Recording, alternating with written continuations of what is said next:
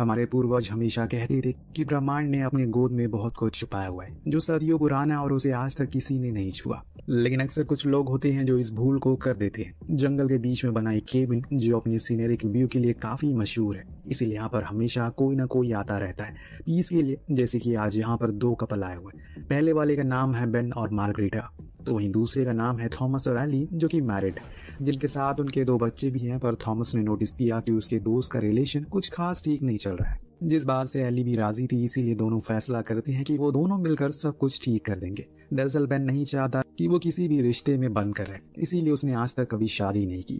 यही बात मार्गरीटा को पसंद नहीं है, इसी कारण दोनों के बीच आए दिन इसी चीज को लेकर बहस छिड़ी रहती है। अब सुबह होने पर वो सभी को एक ट्रिप पर लेकर जाता है, जिसे सभी बहुत खुश थे, खासकर वो दोनों बच्चे जो आज से पहले जंगल के इतने अंदर कभी नहीं आए। पर रास्तों को देख कर लगता है कि ये पहले हैं जो यहाँ पर आए हैं, क्योंकि बेन तो झाड़ियों को काट कर रास्ता बना रहा है। कुछ दूर ट्रैक के बाद इनके सामने एक पुराना खंडर नजर आता है, पर बेन को लग रहा है कि उसने किसी खजाने की खोज कर दी, इसीलिए वो बहुत ही ज्यादा उत्साहित हो जाता है उसके अंदर जाने के लिए। हालांकि थॉमस को ये सब पसंद नहीं है, लेकिन उसके दोनों बच्चों को कॉमिक बहुत पसंद है जिसमें ऐसी जगहों का जिक्र है, इसीलिए वो जिद करती हैं कि उन्हें अंदर जाना है। तो बेन फैसला करता है कि वो आगे आगे चलेगा, बाकी सब उसके पीछे आएंगे। अब धीरे धीरे ये फ्लैश लाइट की मदद से अंदर जाते हैं तो इन्हें कुछ अजीब सी बू आती है। हो सकता है कि ये चमगादड़ों का मल हो। जब ये अंदर पहुंचते हैं जैसे पेड़ों को देखने का मौका मिला जिन्हें अभी तक कभी नहीं देखा गया। लेकिन सोचने वाली बात ये थी कि ये यहाँ पर उगे कैसे, क्योंकि इतने अंदर तो धूप पानी का कोई नामो निशान नहीं है। पर बस यही नहीं, वहाँ पर बल्कि ये कुआं भी था जो बेहद ही गहरा था, इतना कि जब बेन ने उसकी गहराई नापने के लिए पत्थर फेंका तो वो नीचे गिरा ही नहीं। और ये देख सभी हैरान थे कि आखिर ये खोदा कैसे गया होगा, आखिर इसकी गहराई कितनी होगी, क्या ये पृथ्वी की सतह को छूता है। ये सारे सवालों को ये लोग घिरे हुए थे, पर दोनों बच्चे तो मानो अलग ही दुनिया में थे। ऐसा लग रहा है कि मानो उन्हें वहाँ कुआं अपनी ओर आकर्षित कर रहा है। अब थॉमस सभी को चलने को कहता है, क्योंकि ऐसी जगहों पर ज्यादा देर ठहरना सही नहीं होता। इतने में हानिया के नाक से खून आना शुरू हो जाता है, जिसे देख एली फौरन सभी को चलने को कहती है, क्योंकि वो नहीं चाहती कि उसके बच्चों को कुछ हो। इसीलिए बेन भी अब सभी को लेकर वापस जाने लगा। पर स्पेंसर को कुछ अजीब महसूस हुआ, क्योंकि आगे चलने के बजाय वो पीछे उसी कुएं के करीब जाने लगा। लेकिन शुक्र है कि सही मौके पर बेन ने आकर उसे पीछे कर लिया, वरना आज तो कुछ अनर्थ ही हो जाता। सुबह हुई, सभी केबिन के बाहर साथ ड्रिंक कर रहे होते, पर यहाँ भी थॉमस और एली के बीच में अनबन हो ही रही थी। इसीलिए बेन बीच में ही थॉमस को लेकर दूर चला गया और मार्गरीटा एली को लेकर केबिन में आ गई, जहाँ उसने उसे पूछ लिया कि वो तो पहले काफी अच्छे से रहते थे, इतने प्यार से, तो अब अचानक से उनमें क्या हो गया, वो इतनी लड़ाई क्यों कर रहे हैं। तब एली ने उन्हें बताया कि दरअसल कुछ महीने पहले उसने एक पार्टी में ज्यादा पी ली थी, जिससे गलती से वो थॉमस के दोस्त के साथ सो गई। हालांकि ये सब नशे में हुआ था, जिसके लिए उसने थॉमस से कई बार माफी भी मांगी, पर उसे इस बात को लेकर अभी तक चिढ़ा हुआ है। तो मार्गरीटा कहती है कि कोई बात नहीं, आज वो और बेन उसके बच्चों को संभाल लेंगे, तुम दोनों एक अच्छा समय बिताओ, जिसके बाद सब कुछ ठीक हो जाएगा। रात हुई। प्लान के मुताबिक दोनों बच्चे बेन के साथ उसके रूम में चले गए, जहां वो दोनों उनके साथ गेम खेलने लगे। तब स्पेंसर ने बेन से कहा कि उसे फिर से उसी कुएं के पास जाना है, जो सुन उसे थोड़ा अजीब लगा। तो हानिया ने बताया जब से वो उस कुएं के पास से आया है तब से ही उसे कुछ अच्छा नहीं लग रहा है। पर ये दोनों उन बच्चों की बात को इग्नोर कर देते हैं और कुछ ही देर बाद सोने के लिए चले गए। पर आज की रात के बाद सब कुछ बदलने वाला है। सुबह का सूरज एक भूचाल लेकर आया, क्योंकि वो दोनों ही बच्चे अपने रूम में नहीं थे, जो देख बेन परेशान हो गया। उसके दोस्त ने उसकी जिम्मेदारी उन्हें दी थी, और अगर उन्हें कुछ हो गया तो वो उन्हें क्या जवाब देगा। तभी मार्गरीटा को याद आया कि वो कल रात उसी कुएं के बारे में बात कर रहे थे, हो सकता है कि वो वहां गए हों। बेन को उसकी बात ठीक लगी, इसीलिए वो उसे वहीं रुककर उन्हें देखने के लिए चला जाता है। मार्गरीटा की बात ठीक थी, वो दोनों वहीं थे और बड़ी ही गौर से उस कुएं के अंदर झांक रहे थे, जो देख बेन उन्हें आवाज लगाता और ऐसा लगा कि मानो किसी ने उन्हें अंदर खींच लिया हो। और फिर क्या था, बेन ने तो अपने आप को ही उनकी मौत का जिम्मेदार मान लिया। उसी कुएं के साइड में बैठा वो कांप रहा था, क्योंकि अब तो वो नीचे भी नहीं जा सकता उन्हें बचाने के लिए। इतने में उसके पास एली की कॉल आई, जो उसे घर आने को कहती है, इसीलिए वो वापस घर आया। तभी उसे अपने सामने दोनों बच्चे खेलते हुए नजर आए। जी हाँ, ये सच था। जितनी हैरानी आपको हुई उसे कई गुना बेन को हुई। अभी कुछ थोड़ी देर पहले उसने उन दोनों को कुएं में कूदते हुए देखा था, फिर ये कैसे मुमकिन हो सकता है। हालांकि उसने इस बारे में किसी को कुछ बताया नहीं है और सबसे छुपा कर रखा है इस राज को।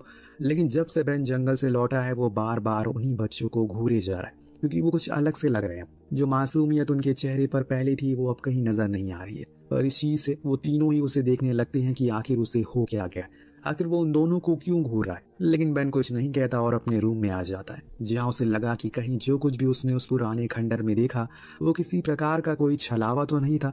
लेकिन उसके अंदर से एक आवाज आ रही है जो उसे बार बार कह रही है कि कुछ तो गड़बड़ है, ये वो बच्चे नहीं है जो उनके साथ यहाँ आए थे, बल्कि ये कोई और ही है। इसीलिए वो बाहर आकर उनसे पूछता है, मैंने तो तुम्हें सुबह उस जगह पर देखा जहाँ तुम दोनों ही साथ में कुएं में कूद गए थे, तो यहाँ तुम दोनों कैसे आए? वो दोनों बच्चे कुछ अजीब सा ही बिहेव कर रहे थे और बेन की बात को बार बार टाल रहे थे। जो देख वो समझ जाता है कि उन्हें सब कुछ पता है, लेकिन वो फिर भी उसे बताना नहीं चाहते। इस बीच हम नोटिस करते हैं कि स्पेंसर जमीन पर चलने वाले कीड़ों को बार बार मार रहा है। फिर बाद में अजीब सी भाषा में अपनी बहन से बात करता है जो आज से पहले उसने कभी नहीं सुनी। लेकिन यही नहीं, जब से ये दोनों वहां से आए ये बहुत ज्यादा एक्टिव और स्ट्रांग हो गए, जिसका एक उदाहरण भी है। अभी हमने देखा कि स्पेंसर अपने से बड़े पत्थर को बड़ी ही आसानी से उठाकर दूसरी साइड में फेंक देता है। अब इससे आगे वो कुछ और पूछ पाता कि दोनों की नाक से फिर से खून आने लगा। इस दौरान वो उसे बड़ी ही अजीब तरीके से देख रहे थे, जैसे मानो वो कह रहे हो वो कुछ कर नहीं पाएगा। जो होना था वो हो चुका है। इधर एलिस सुबह से देख रही है कि बेन को वो कुछ सही नहीं लग रहा है, इसीलिए वो उसे बात करने गई। उसने उसे सब कुछ बताया, पर जैसे कि हमें पता ही है कि मार्गरीटा को ये सब झूठ लगता है। वो उसे सलाह देती है कि ये सब बाहर ना बोले, वरना वो दोनों हमें पागल समझेंगे। हो सकता है कि कल रात उसने ज्यादा ड्रिंक कर ली हो, इसीलिए उसे ये वहम हो रहा हो। बेन को भी उसका कहना ठीक लगता है, इसीलिए वो दोनों से दूर रहने का सोचता है। पर जब वो अकेले वहाँ वो बच्चे आ जाते हैं और उसे डराने की कोशिश करते हैं। वो बाहर आ जाता, वहाँ भी स्पेंसर उसके करीब ही था जो उसे चिप्स ऑफर करता और उसमें ढेर सारे कीड़े थे। वो उसे धुतकार कर दूर कर देता है और ये चीज थॉमस को पसंद नहीं आती कि वो उसके बच्चों से ऐसा क्यों बिहेव कर रहा है। काफी देर तक बेन ने कोशिश की कि वो कुछ ना बोले, लेकिन आखिर में वो सब कुछ बता ही देता है। कैसे उसके बच्चे सुबह गायब हो गए, और ये सुन दोनों हस्बैंड वाइफ इन दोनों पर भड़क जाते हैं क्योंकि वो उनके माँ बाप है। लेकिन बेन की नजरों में ये बच्चे अब वो नहीं है जो पहले थे। तो एली ने जब उसकी बातों को सुना तो जवाब में यहाँ तक ये कह दिया कि वो उसके बच्चों को पसंद नहीं करता है, इसीलिए वो बच्चे पैदा नहीं करना चाहता। यही वजह है कि उसने आज तक शादी नहीं की। अब ये चीज ज्यादा बढ़ने लगती है तो बर्दाश्त के बाहर थी, और इसीलिए मार्गरीटा उसे थप्पड़ जड़ देती, जिससे कि ये बात और बढ़ जाती है। अब दोनों ही कपल में दूरी आने लग गई, इसीलिए अब बेन सोचता है कि उन्हें यहाँ से चले जाना चाहिए। इतने में उसके पीछे हानिया आ गई, जिसे देखकर वो डर जाता है और पूछा कि आखिर वो चाहती क्या है। हालांकि उसे पता था कि ये रियल नहीं है, जो बात हानिया भी कहती है कि वो जो सोच रहा है वो ही सच है, पर वो ये चीज किसी को साबित नहीं कर पाएगा। इतने में वहाँ स्पेंसर आ गया जो बेन को एरो से मारने लगा, लेकिन बेन गुस्से में उस एरो को छीनता है और तभी गलती से वो एरो उसे ही लग जाती है, जिससे वो वहीं गिर पड़ता है। तभी हानिया चिल्ला देती है, जिससे सभी भागते हुए आते हैं। जब उन्होंने स्पेंसर के पास बेन को खड़ा देखा तो समझ गए कि उसने ही ये सब कुछ किया होगा। हालांकि दोनों औरतें पूरी कोशिश करती हैं स्पेंसर को उठाए रखे, लेकिन अंत में वो अपना दम तोड़ देती है और मारी जाती है। ये देख हानिया मन ही मन हंस रहा था, जिस चीज को बेन देखता है, इसीलिए वो चुपचाप बाहर आ गया। अब थॉमस ने पुलिस को कॉल कर दिया, लेकिन ये लोग जंगल के एकदम बीचों बीच है, इसीलिए यहाँ तक पुलिस का पहुंच पाना काफी समय लगेगा। इधर मार्गरीटा को भी अब लगने लगा है कि बेन ठीक नहीं है, शायद उसका मानसिक संतुलन कुछ बिगड़ सा गया है, इसीलिए वो उसे बात करने के लिए गई। बेन ने कहा कि उसे एक बारी उसके साथ उस कुएं के पास जाना चाहिए, हो सकता है कि वहाँ उन बच्चों की लाश दिख जाए। पर वहाँ कुछ नहीं था, और भला लाश दिखेगी कैसे, क्योंकि वहाँ कुआं तो कुछ ज्यादा ही गहरा है। इधर मार्गरीटा को पूरा यकीन हो चुका है कि वो सच में पागल हो गया, इसीलिए वो उसे वहीं छोड़कर वापस आ गई। पर केबिन के बाहर उसे हानिया दिखी, जो उसे कहती है कि चलो मैं आपको कुछ दिखाना चाहती हूँ। इतनी में वहाँ थॉमस आ गया, जो उसे हानिया के साथ देख गुस्सा हो जाता है क्योंकि उन्होंने उसे बेटी को मार दिया और वो नहीं चाहता कि वो अपनी बेटी को भी खो दे। उसकी बात मार्गरीटा को बुरी लगी, लेकिन वो उसे दिल पर नहीं लेती और एली से मिलने के लिए चली जाती है। लेकिन ये क्या, उसके रूम में कुछ अजीब ही था।